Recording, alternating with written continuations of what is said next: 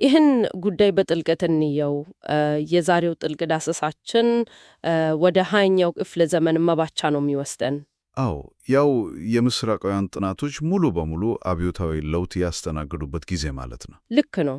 ያው ምሁራን በአውሮፓ ከተሞች ውስጥ በቢሮ ተቀምጠው አቦራ የጠጣ መጽሐፍ ከማንበብ ወጥተው ወደ አፍሪካና ኤዥያ ጫካዎች የገቡበት አስገራሚ ዘመን ነው። በትክክል ታላላቅ የአርኪኦሎጂ ቁፋሮዎች የተጀመሩበት ጊዜ ነው። የዛሬው ዳሰሳችን የተመሰረተው ከተለያዩ አስደናቂ ታሪካዊ ማህደሮች በተገኙ መረጃዎች ላይ ነው። ታውቃለህ፣ በተለይ ከፈረንሳይና ከጀርመን የታሪክ ተመራማሪዎች ሰነዶች የተገኙት መረጃዎች በጣም አጓጊ ናቸው። አዎ ከድንጋይ ላይ ከተገኙ የአርኪኦሎጂ ግኝቶች እስከ ብረታ ብረት ቴክኖሎጂ ትንተናዎች ድረስ እንመለከታለን።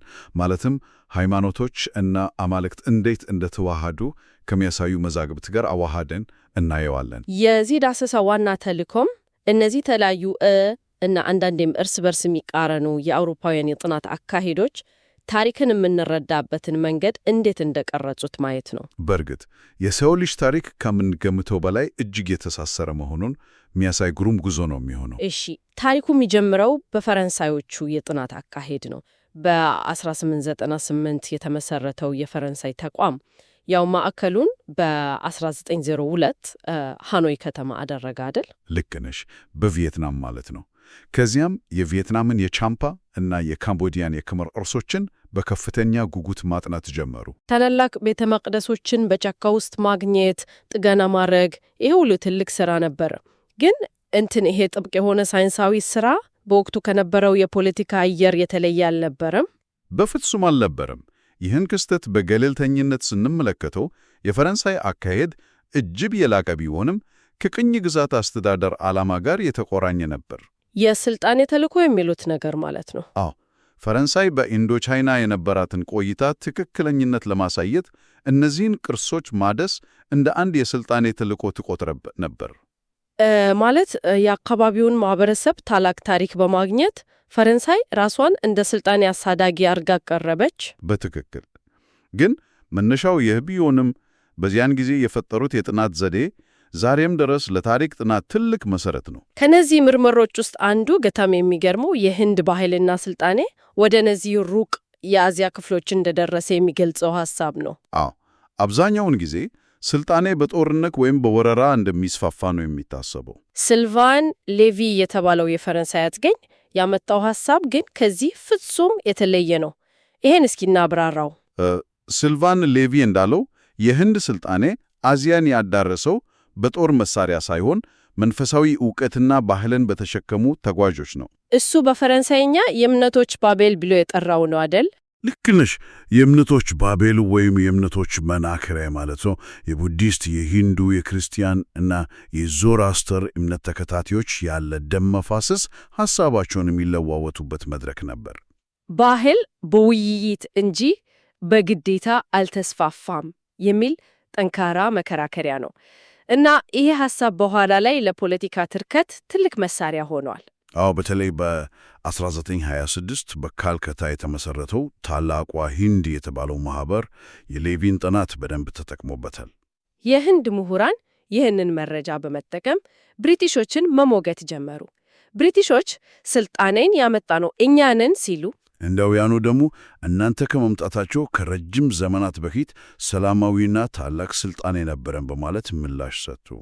ይሄ እኮ ታሪካዊ መረጃ ለጸረ ቅኝ ግዛት ትግል እንዴት እንደዋለ የሚያሳይ ግሩም አጋጣሚ ነው። በትክክል ታሪክ ዝም ብሎ በማህደር የሚቀመጥ የሞተ ነገር አይደለም። ሌላው የፈረንሳይ ጥናት ደግሞ የአልፍሬድ ፉሼ ግኝት ነው። የፉሼ ጥናትማ በጣም የሚገርም ነው። ያጠናው በጋንዳራ አካባቢ የተገኙ የመጀመሪያዎችን የቡዳ ሐውልቶች ነው። አዎ፣ እና እነዚህ ሐውልቶች የህንድ መንፈሳዊነት ብቻ ሳይሆኑ የግሪክ የቅርጻ ቅርጽ ጥበብ ድብልቅ ሆኖ ነው የተገኙት። አስበው፣ የቡዳ ሐውልት በግሪክ አማልክት ልብስ እና የሰውነት አሰራር ሲቀረጽ። ይህ የግሬኮ ቡዲስቷ ውህደት በመባል የሚታወቀው ነው። ፉሼ እንዳስረዳው የህንድ አእምሮ መንፈሳዊ ሐሳቡን ሲያበረክት፣ የግሪክ ጥበብ ደግሞ ቅርጽ ሰጥቶ ዝም ብሎ ውሃ ሳይሆን ተለያዩ ባህሎች በፍጥነት የሚጓጓዙበት አውራ ጎዳና ሆኖ ተገኘ። እሺ፣ አሁን ከዚህ ከፈረንሳዮቹ የድንጋይና የጽሑፍ ጥናት እንውጣና ጀርመናውያን ወደ ጀመሩት የተለየ አካሄድ እንሻገር። አዎ፣ ወደ ሊዮ ፍሮቤኒየስ ጥናት። ፍሮቤኒየስ ያመጣው ሐሳብ እኮ የፈረንሳዮቹን የመሞግት ነበር። ባህልን እንደ ሕያው ፍጡር ነው የሚያየው። ጀርመናውያን ይህንን የባህል ቅርጸ ሕይወት ጥናት ይሉታል። ማለትም ባህል ልክ እንደሚያድግ ተክል የራሱ ሕይወት አለው ማለታቸው ነው። ያው እያንዳንዱ ባህል ፓይዲዩማ የሚባል የራሱ የሆነ ማይታይ ነፍስ አለው ብሎ ያምን ነበር። አዎ፣ ፓይዲማ ልክ እንደ ዘር ይበቅላል፣ ያድጋል፣ በመጨረሻም አርጅቶ ይሞታል ብሎ አሰበ። ስለዚህ ለሱ ትኩረቱ ግዙፍ ቤተ መቅደሶች አልነበሩም። በፍጹም። ፍሮቤኒየስ ፍለጋ የወጣው የጽሑፍ ባህል በሌላቸው ማህበረሰቦች ውስጥ በሕዝብ ተረቶችና በዋሻ ላይ ስዕሎች ውስጥ የተደበቀውን የባህል ነፍስ ነበር። ለዚህም ነው በ1929 እና 30 አካባቢ በሂንድ እና በደቡባዊ አፍሪካ ሰፊ ጉዞ አደረገው። ግን እነዚህ ጥናቶቹ ትልቅ ስህተት ውስጥ ጥሎታል። እዚህ ላይ ነው እንግዲህ የእሱ አመለካከት ፈተና ውስጥ የወደቀው። ታላቁ ዚምባብዌ የተባለውን ግዙፍ የድንጋይ ከተማ ሲያጠና አንድ አደገኛ ድምዳሜ ላይ ደረሰ። ይሄን ድንቅ ሕንፃ አፍሪካውያን ሊገነቡት አይችሉም፣ ከውጭ የመጣ የባህር ላይ ስልጣኔ ነው የገነባው ብሎ ደመደመ። በሳይንሱ ዓለም ይህ የባህል ስርጭት አድልዎ ይባላል። የአካባቢውን ሕዝብ የፈጠራ አቅም መካድ ማለት ነው። ይሄ ስህተት እኮ በአፍሪካ ብቻ አላበቃ። በአውስትራሊያ ኪምበርሊ አካባቢ ያሉትን የዋሻ ላይ ስዕሎችን አጥንቷል። ጉዮን በመባል የሚታወቁትን ስዕሎች ማለት ነው። አዎ፣ ስዕሎቹን በጣም ቢያደንቅም የጥናት ሂደቱ ግን ችግር ነበረበት። ትልቁ ስህተቱ ጥናቱን ያካሄደው የእነዚህን ቅርሶች እውነተኛ ባለቤቶች ማለትም የአካባቢው ማህበረሰብ ፍቃድ ባላካተተ መልኩ መሆኑ ነው። የቋንቋ ገደብም ነበረው። ይህ የሚያሳየን መረጃው ከማን እና እንዴት እንደሚሰበሰብ ጥንቃቄ ካልተደረገ ሳይንስ ከእውነት ሊርቅ እንደሚችል ነው። በትክክል የባለቤቶቹን ድምፅ ማድመጥ ወሳኝ ነው። እሺ፣ እስካሁን ስለ ጽንሰ ሐሳቦች አውርተናል። አሁን ወደሚዳሰሰው ማስረጃ እንሂድ። ብረታ ብረት። አዎ፣ የበጣም አስደሳች ክፍል ነው። ሁለቱም ቡድኖች የቴክኖሎጂ ቁሳቁሶችን ይመረምሩ ነበር። የአፍሪካ እና የሂንድ ግንኙነትን የሚያሳይ አንድ ግኝት አለ። የፍሮቤኒየስ ጉዞ አፍሪካ ውስጥ ያገኘው 50 ሚሜ ርዝመት ያለው ትንሽ መሮ ሩይበርግ 2 ተባለችው ይመሩ። አዎ፣ ይችን ብረት ዘመናዊ ማይክሮስኮፕ ስር ሲያስገቧት የተገኘው ውጤት አስገራሚ ነበር። ከአፍሪካ የተገኘችው ብረት እና የሂንዱ ዘነኛ የብረት አሰራር መመሳሰላቸውን አዩ። ከህንዱ ውድስ ብረት ጋር ፍጹም ተመሳሳይነት ታየባት። ይህ ማለት ሁለቱም ብረቶች እጅግ ከፍተኛ የሆነ የካርቦን መጠን ነበራቸው። እናም በሳይንሱ ማርቴንሳይት አወቃቀር የሚባለው አላቸው። ልክ ነሽ። ማርቴንሳይት አወቃቀር ማለትም ብረቱ በእሳት ከጋለ በኋላ በፍጥነት እንዲቀዘቅዝ ተደርጎ ልዩ ጥንካሬ እንዲኖረው ተደርጓል ማለት ነው። ይህ እኮ የአፍሪካው ብረት ከህንድ መጥቷል ማለት ላይሆን ይችላል፣ ግን ይህ ውስብስብ ቴክኖሎጂ በሁለቱ አህጉራት መካከል ተጓዟል ማለት ነው። ሙሉ በሙሉ ትክክል ነው። የብረታ ብረት አሰራር ምስጢሮች ልክ እንደ ንግድ ዕቃዎች በህንድ ውቅያኖስ ላይ ይጓጓዙ ነበር። ታዲያ ፍሮቤኒየስ ይህን ሲያይ አንድ ማራኪ ሐሳብ አመጣ።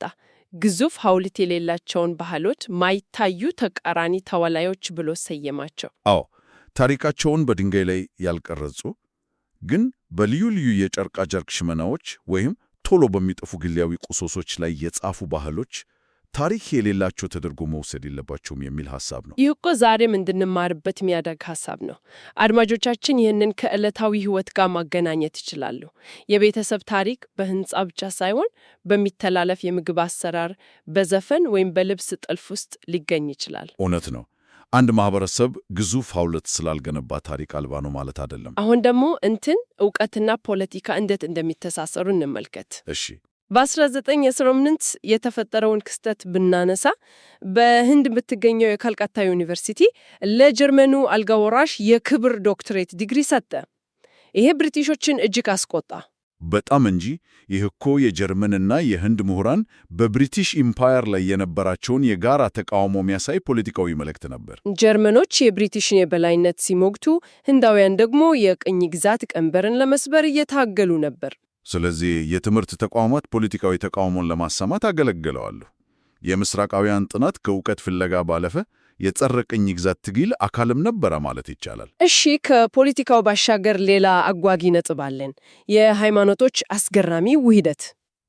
አዎ፣ ሃይማኖቶች ሲገናኙ እርስ በርስ አይተፋፋፉም፣ ይዋሃዳሉ። የሃሪቲ ታሪክ ለዚህ ድንቅ ምሳሌ ነው። ሃሪቲ መጀመሪያ ላይ የሌሎቹን ሕፃናት የምትበላ አስፈሪ ጋኔን ነበረች። ታውቂያለሽ፣ በኋላ ግን በቡዲዝም ተጽዕኖ ተቀይራ የቡዳ ሕፃናት ጠባቂ ሆነች እና ቆይቶ ደግሞ ከሂንዱ የፈንጣጣ አምላክ ጋር ተዋሃደች። ይህም ያሳየው የተለያዩ ሃይማኖቶች የሰው ልጅ የጋራ ፍርሃት በተለይ የበሽታና የሕፃናትን ደህንነት ስጋት ለመፍታት እንዴት እንደሚለወጡ ነው። ሌላው ምሳሌ በኔፓል የካማንዱ ሸለቆ ውስጥ ይገኛል።